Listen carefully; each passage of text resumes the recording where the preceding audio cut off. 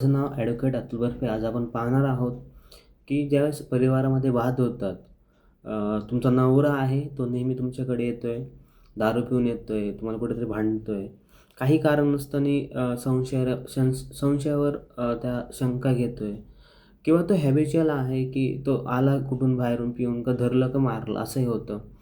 त्याला domestic violence किंवा घरेलू हिंसा म्हटलं जातं.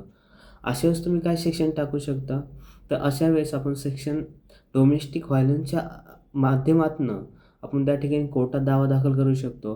पण कधी-कधी असंही होतं की तुमचा जो पती आहे, खूप वर्षापासून तो वेगळा राहत आहे, तुम्हाला पाहत नाही आहे. तुमचं जे लेकरं आहेत, तुमचा खर्च तुम्ही उचलत आहात. तो कोणत्याही प्रकारे तुम्हाला साथ देत नाही आहे किंवा तुम्ही तुमचं कष्ट करताय किंवा कामाला जाताय कुठेतरी आणि त्या ठिकाणी तुम्ही घर चालवताय. तो लक्ष देत नाही. अशा वेळेस तुम्ही मेंटेनन्स घेऊ शकता. 145 अंतर्गत आपण कोर्टात दावा दाखल करू शकतो किंवा एखादा पती आहे, तुम्हाला बऱ्याच वर्षापासून तुम्ही वेगळे आहात.